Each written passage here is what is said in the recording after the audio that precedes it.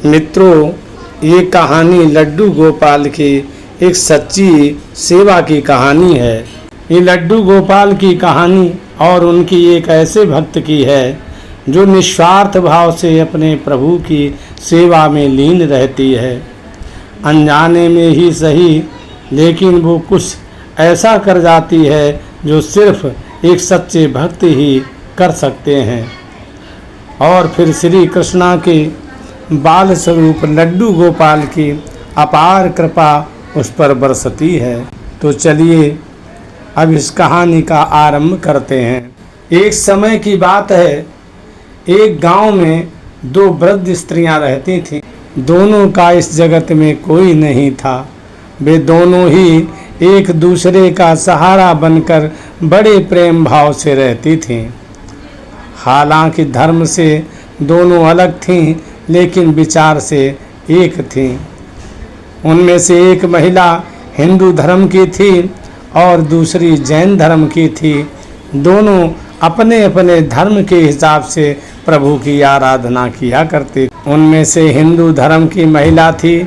उसने अपने घर के मंदिर में श्री कृष्णा के बाल स्वरूप लड्डू गोपाल को बड़े प्रेम भाव से विराजमान किया हुआ था और उन्हें प्रतिदिन एक बालक की भांति प्रातः काल नहला धुलाकर सुंदर वस्त्राभूषण आदि पहनाकर तैयार कर वह उन्हें एक बालक के समान ही मानती। भी कहीं भी बाहर जाती उनके लिए फल खिलौने आदि चीज़ें लेकर आती थी और प्रेम पूर्वक उनको भोग लगाती थी।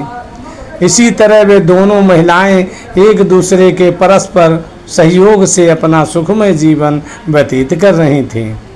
वो दोनों जब पूजा पाठ एवं सभी कामों से मुक्त होती थीं, तब बचा हुआ समय एक दूसरे के साथ सुख दुख बांटते हुए व्यतीत करती थीं। तीर्थ यात्रा जाने का अवसर कुछ समय बीतने के बाद श्रावण मास में हिंदू महिला को तीर्थ यात्रा पर जाने का अवसर मिला और तब उसने अपनी अति प्रिय उस जैन धर्म की महिला से भी चलने के लिए कहा। चूँकि वृद्धावस्था अधिक होने के कारण वो चलने फिरने में थोड़ी असमर्थ थी, इसलिए उसने जाने से मना कर दिया और कहा कि मुझे चलने फिरने में परेशानी होगी, इसी कारण तुम्हें भी तीर्थ यात्रा में विघ्न रहेगा। तब तो हिंदू महिला उदास मन से तीर्थ यात्रा पर अकेले ही जाने के लिए तैयार हो गई और जाते वक्त उसने उस जैन महिला से कहा, सखी, मैं एक माह के लिए तीर्थ यात्रा पर जा रही हूँ। मेरे आराध्य श्री कृष्णा बाल स्वरूप लड्डू गोपाल का ध्यान रखना। उन्हें बिल्कुल एक बालक की तरह स्नेह देना। प्रतिदिन स्नान आदि कराकर सुंदर वस्त्राभूषण पहनाकर भोग लगाना। उस जैन महिला ने सब बातें सुनी और बोली कि हाँ सखी, तुम चिंता मुक्त होकर तीर्थ यात्रा को जाओ। मैं तुम्हारे लड्डू गोपाल का भली भांति ध्यान रखूंगी।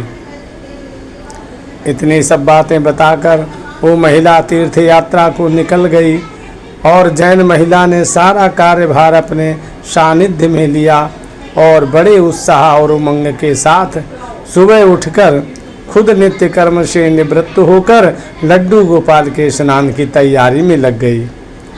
उसके बाद जब वो उन्हें लड्डू गोपाल को नहलाने लगी तो वह उस महिला की नज़र लड्डू गोपाल के पाँव की तरफ पड़ी तो वो दंग रह गई, क्योंकि उनके पैर मुड़े हुए थे। उसे लगा कि उसकी वजह से उनके पाँव टेढ़े हो गए हैं। इसका मुख्य कारण ये था कि उस महिला ने जब भी उन्हें लड्डू गोपाल को देखा था, वस्त्रों एवं आभूषणों से सुसज्जित देखा था। वो इस बात से अनभिज्ञ थी कि लड्डू गोपाल घुटनों के बल पर बैठे हुए थे, उनका बाल स्वरूप ऐसा ही है।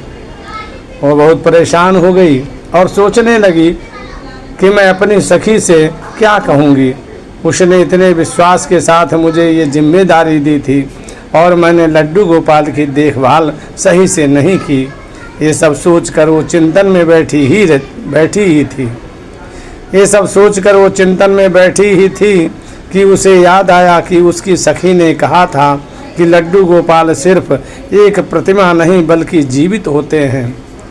बस फिर क्या था, उसने निश्चय किया कि दिन प्रतिदिन उनके पैरों की मालिश करेगी और वह दिन में कई बार ऐसा ही करने लगी। और जैसा कि श्री कृष्णा का स्वभाव है, वो हैं ही इतने कृपालु दया निधान, उस वृद्ध महिला की इस नादान भक्ति से वशीभूत होकर उन्होंने उस पर अपनी अपार कृपा लुटा दी। और एक दिन वो महिला रोज की भांति प्रातः काल उठकर लड्डू गोपाल को नहलाने का प्रबंध कर रही थी कि उसकी नज़र उनके पैरों पर पड़ी। उसे देखा कि उनके लड्डू गोपाल पैर ठीक हो गए और ये सब देखकर वो वृद्ध महिला खुशी से फूली न समाई और ये सारा वृतांत सुनने के लिए अपनी सखी का बेसब्री से इंतजार करने लगी। तीर्थ यात्रा की वापसी। कुछ समय पश्चात जब वो हिंदू धर्म की महिला तीर्थ यात्रा पूर्ण करके वापस आई तो सबसे पहले वो अपने लड्डू गोपाल के दर्शन को लालायित थी। और जैसे ही उसने लड्डू गोपाल को देखा तो आश्चर्य में पड़ गई। उसने देखा कि लड्डू गोपाल खड़े हुए थे। उसने सोचा कि शायद ये उसके लड्डू गोपाल नहीं हैं और अपनी सखी के पास जाकर ये सब बात पूछी। तब उस जैन धर्म की महिला ने सारा वृतांत उसे सुनाया। उसकी बातें सुनकर हिंदू महिला समझ गई कि ये सारा खेल उस मुरलीधर कृष्ण कन्हैया का है और दौड़ी दौड़ी लड्डू गोपाल के पास पहुंची और उनके चरणों में गिरकर बोली, हे मेरे कन्हैया, हे मेरे मुरलीधर, आपकी दया की कोई पराकाष्ठा नहीं है, आपकी कृपा का कोई सानी नहीं है। और फिर उस जैन वृद्ध महिला से बोली कि हे सखी, तू धन्य है, तुझ पर श्री कृष्णा की ऐसी कृपा हुई है जो कोई कभी सोच भी नहीं सकता है। तुझे नहीं पता कि हमारे लड्डू गोपाल के पाँव तो ऐसे ही थे, क्योंकि उनका ये बाल स्वरूप बैठी हुई मुद्रा में है, लेकिन तेरी भक्ति ने उनके इस स्वरूप को बदल दिया, उनके पैर सीधे कर दिए। वाह क्या बात है सखी। बोलो वृंदावन बिहारी लाल की जय, राधा रानी सरकार की जय, प्रेम से बोलो श्री कृष्ण भगवान की जय। दोस्तों मेरे वीडियो को लाइक और सब्सक्राइब जरूर करें। धन्यवाद दोस्तों।